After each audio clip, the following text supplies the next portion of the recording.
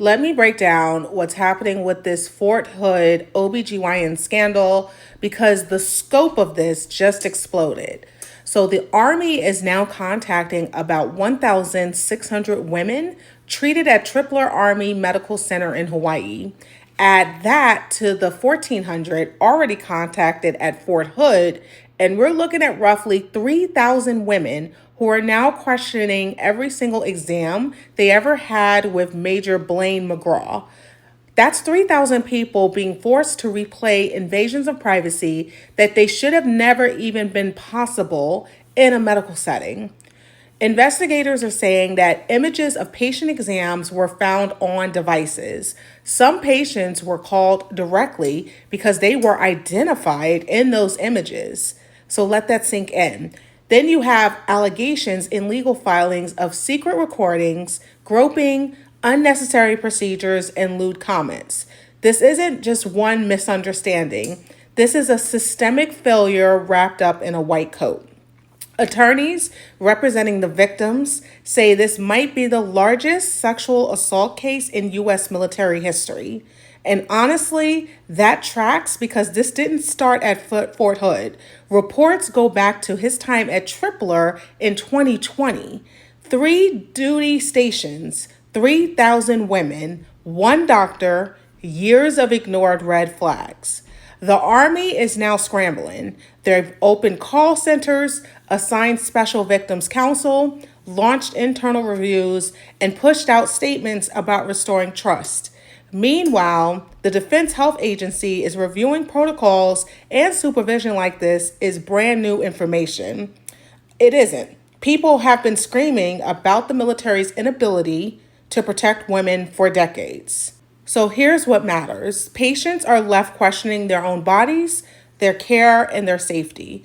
That doubt follows you into every future exam room, and nobody deserves that, ever. So a rally is already planned at Fort Hood's Vanessa Guillen Gate because the military keeps promising change, and then cases like this remind everyone that accountability is still optional until someone forces their hand. This situation never should have been allowed to grow this big, but here we are. I never thought I'd have to report on another largest sex crime case in the Army's history. And guess where it's coming out of? Fort Hood, of course. If you had an OBGYN appointment at Fort Hood or at Tripler in Hawaii since 2019, you might want to listen up because this could impact you. According to a recent lawsuit filed, at least 45 victims have come forward and claimed that Major Blaine McGraw either filmed them, fondled them inappropriately, or made inappropriate comments during their OBGYN visit with him. One of the women claims that while Major McGraw was conducting an exam on her, he pretended to answer his phone. He then slipped his phone back in his pocket with the camera facing towards the exam so that he could record everything that was happening.